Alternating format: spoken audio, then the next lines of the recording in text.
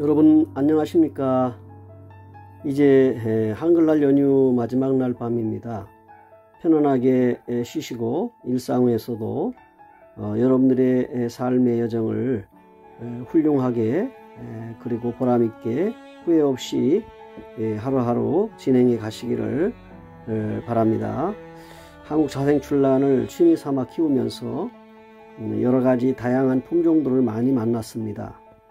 재배도 해보고 또 재테크 관련해서 판매와 교환과 이렇게 산채도 해보았습니다. 그러면서 한국 자생출란의 다양성에 대해서 그리고 희소성에 대해서 그 가치와 그 여러 품종들에 대해서 인식을 하고 나름대로의 정리를 해 나가면서 그 시기에 따라서 꽃이 피고 신화가 오르는 그 과정들을 보면서 때로는 이제 가장 무더운 혹서기 때 위험한 리스크에 관련해서도 조마조마한 마음으로 난초를 예배하고 관리했던 그런 시절의 시간들이었습니다. 오늘도 한국 자생출란 중에 가장 아름답고 기품이 있는 중투에 대해서 영상에 올려드리고 제가 여러 해 동안 갖고 오면서 대주가 된 가운데 있는 중투에 오늘 산 영상을 이렇게 촬영했는데 가장 난실에서 그 무늬나 색상이나 그 크기에 비해서 돋보이는 난초가 아닌가 싶습니다. 10월 달이 되고 이제 여배의 발색에 관련해서 어느 정도 무늬 발현이 잘 되어 가고 있는 마무리되어 가고 있는 시점에서 제가 분촉을 일부 밑다른 촉을 분촉을 하고 또 배양을 하면서 양쪽에 금년 신화를 훌륭하고 잘 건강하게 멋지게 받아서 함께 놓고 영상을 촬영해 봅니다.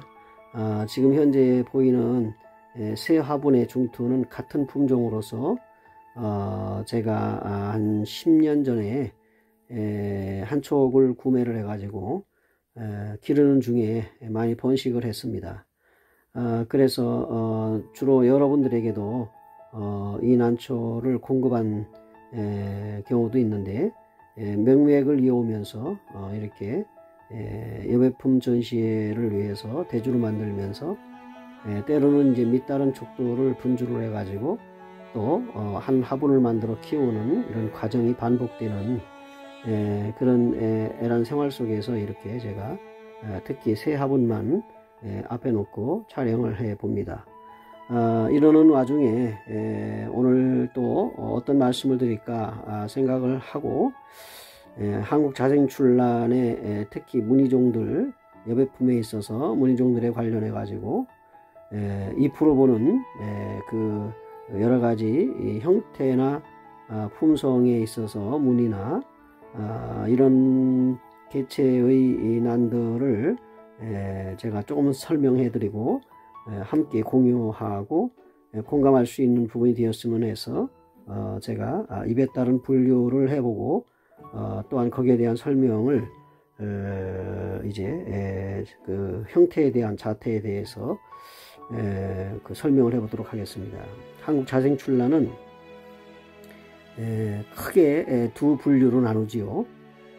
여배 영상의 난초를 보시면서 특히 지금은 여배품의 시기이기 때문에 여배품에 관련된 말씀을 드려봅니다.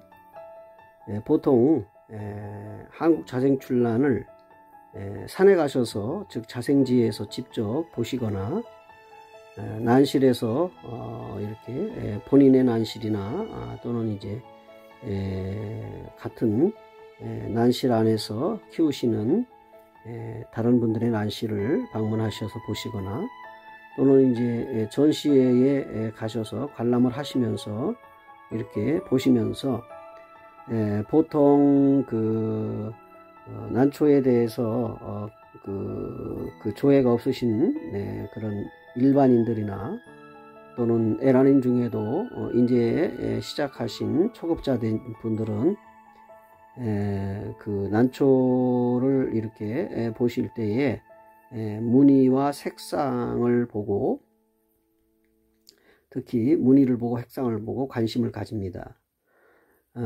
그러나 잎의 형태에 대한 어떤 특징이나 품성이나 그것으로 인한 어떤 가치에 대해서는 잘 분석하지 못하고 알아채지 못하는 경우가 많은 것 같습니다. 그래서 오늘은 조금은 이제 이 영상을 보시는 분들에게 도움이 되실 수 있으면 좋겠습니다. 여배품은 다양한 무늬로 나타나지요. 뭐 그 중에 여러 가지 그 품종을 말씀을 드린다면 기본적인 산반이 있고, 산반 중투가 있고, 또 서가 있고 서반이 있으며, 또 서호반이 있습니다. 그리고 사피반이 있고 호피반이 있으며, 중투가 있고 호중투가 있습니다. 그리고 복륜이 있지요.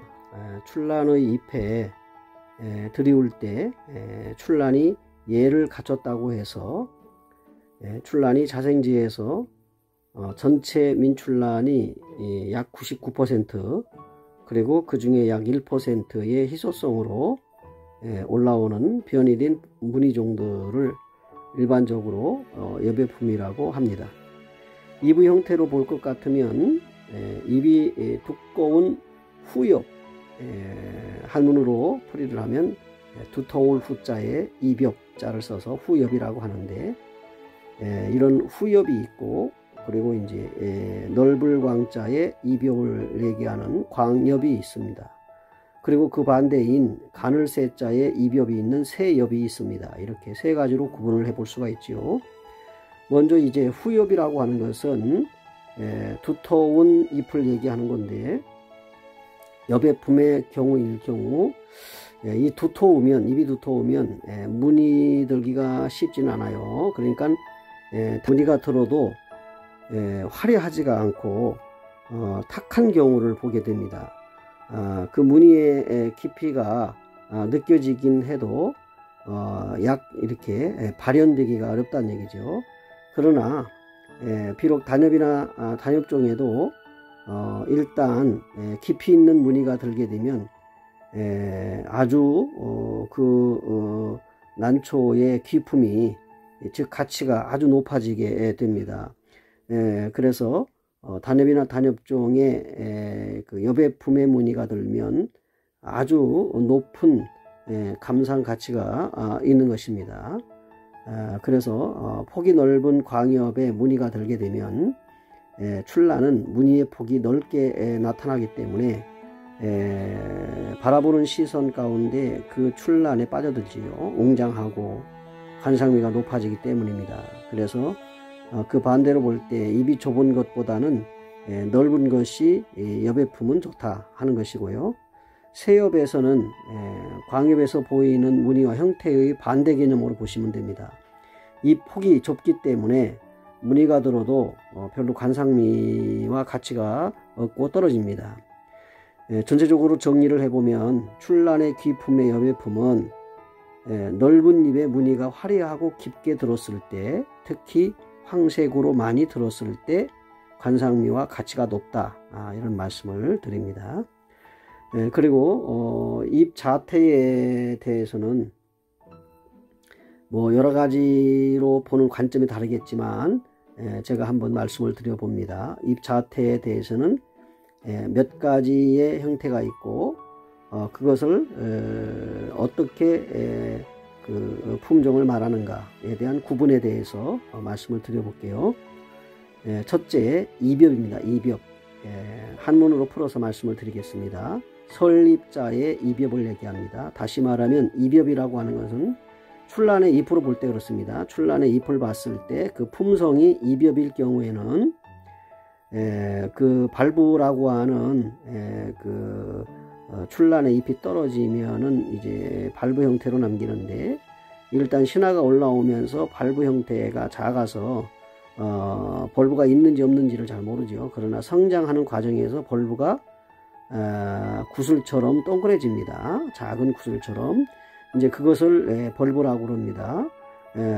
그런 그 벌브의 구경에서 나온 잎이 수직에 가깝도록, 즉 하늘보기의 그 나무처럼 출란의 잎이 수직에 가깝도록 우위로 직선으로 자라는 것입니다. 그래서 그것을 이비엽이라고 합니다. 그런 난초들이 있습니다. 그 다음에 중이비엽입니다. 중이비엽. 가운데 중자에 설립에 이비엽자를 써서 중이비엽이라고 하는데, 이 중이비엽은 잎 전체의 길이의 그 절반 정도 이상이 서 있습니다. 이비엽과는 조금 차이가 있는데 약간 50%의 잎이 서 있고요. 나머지 그 잎들이 그 완연하게 아래로 끝을 내리면서 곡선을 그리는 모양입니다. 이것을 중이비엽이라고 합니다. 그 다음에 이제 중수엽이 있습니다. 가운데 중자에 들이울 수자에 이비엽입니다. 이 중수엽은 잎이 위로 올라오면서 잎의 중간에서 약간 이제 휘어지는 화살처럼 휘어지는 유연한 곡선을 그리다가 끝으로 약간 처지는 현상, 둥글게 그런 상태를 보입니다. 이 중수엽이 난초의 분에 심어서 바라보는 관상미가 가장 중후하다, 아름답다, 이렇게 여기는 것이 이비엽보다는, 즉 중이비엽보다는 중수엽을 선호하고 관상미가 높다 여깁니다. 이렇게 자라는 난초들이 있습니다. 인위적으로 만들 수가 없습니다. 품성이 그렇습니다. 그 다음에 수엽입니다. 수엽. 들이울 수자에 이비엽자를 써서 수엽이라고 그러는데, 이 수엽은 처음에 말씀드린 하늘보기처럼 위로만 자라는 이비엽과는 정반대입니다. 그래서 길이의 3분의 2 정도가 부드럽게 드리워져서 그래서 출란의 곡선미를 즐기는 에란인들이 주로 선호하는 잎이라고 볼 수가 있는데, 보통 그 3분의 2 정도가, 전체의 잎의 3분의 2 정도가 부드럽게 드리워진 자태로 이렇게 곡선미를 그리는 난초입니다. 그래서 잎끝이 분아래로 떨어지지 않고 그 위로 올라가면서 곡선을 그리고 잎끝이 아래로 약간씩 처지는 것입니다. 그 다음에 이제 노수엽입니다. 노수엽. 노수엽은 있을 노자, 받을 수자의 이비엽을 얘기합니다.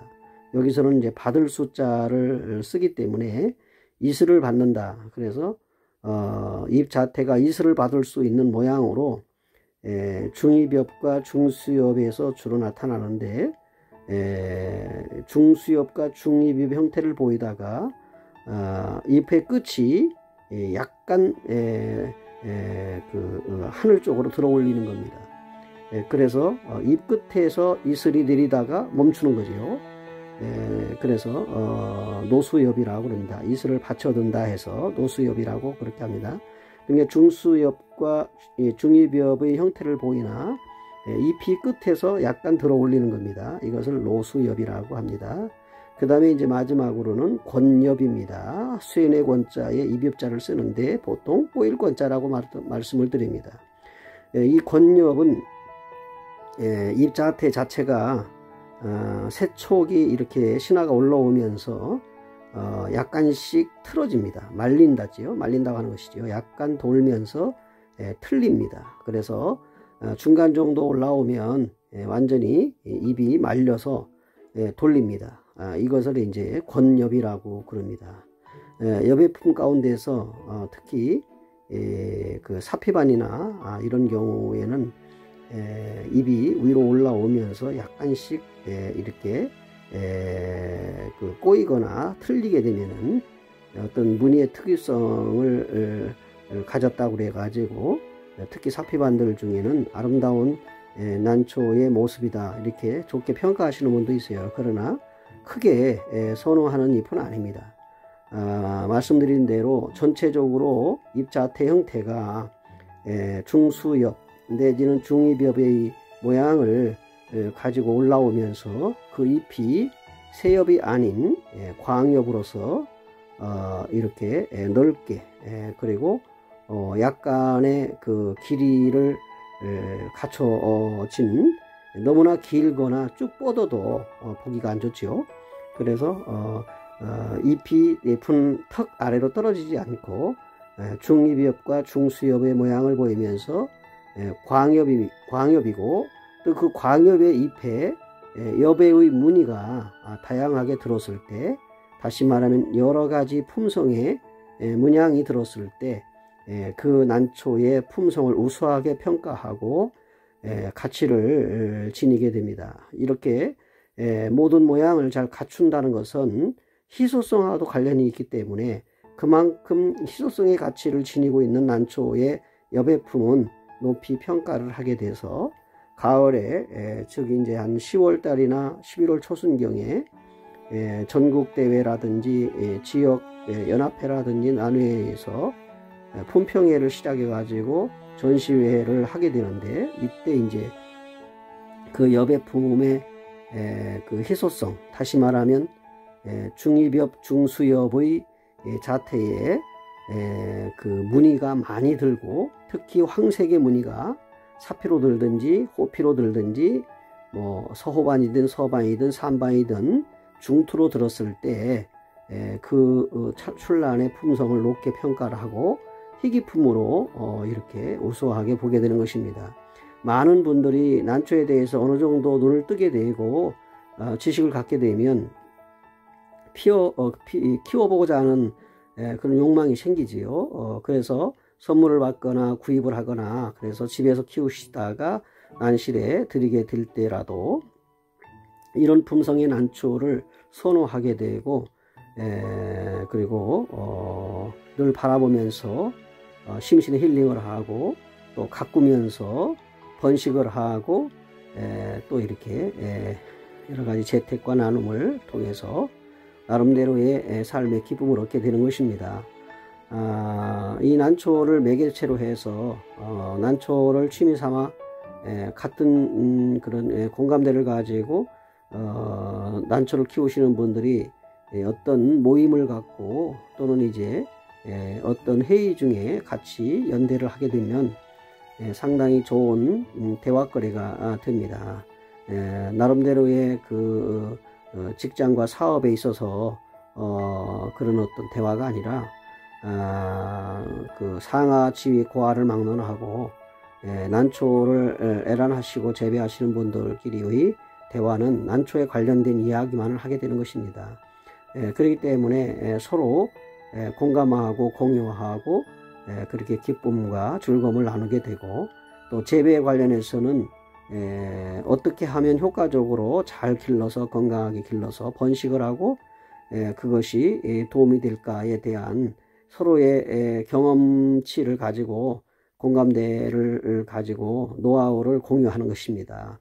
이렇게 하면서 인생의 삶을 즐겁게 보내게 되는 것이지요. 다른 취미생활도 다 마찬가지겠지만요.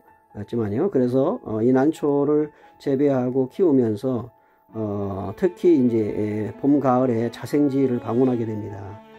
가까운 분들하고 지인들이 이제 차로 한 차로 해가지고 뭐 자생지, 특히 자생지, 경상도에는 이제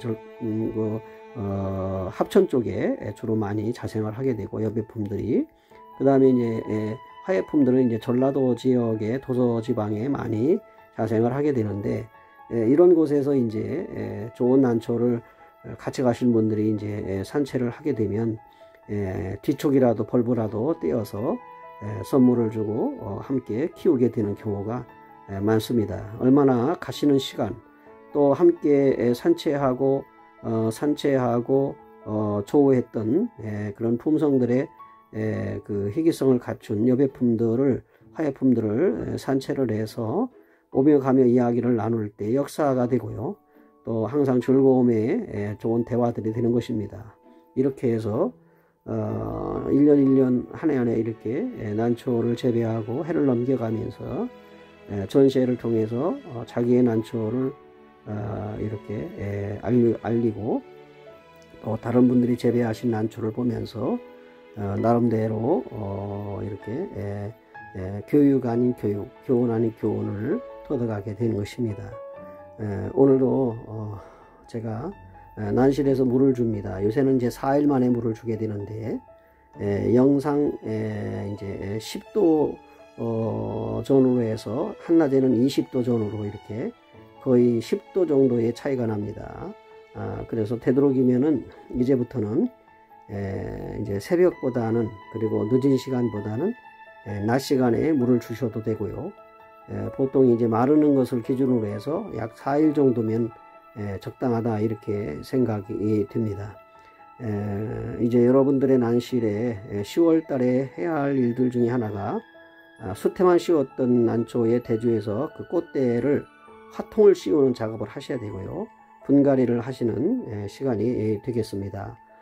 그래서 분갈이를 하시면서 꽃 다른 난초들은 이제 화통을 씌우는 이런 작업들을 하셔서 11월 중순까지는 모두 다 끝내셔야 됩니다. 분촉을 하시든지 이렇게 또 난초들 중에 내년에 신화가 올라올 눈점이 밑다른 것이 있다면 제거하고 그 다음에 톱신을 발라서 이렇게 처리를 하셔가지고 관리를 하셔야 됩니다.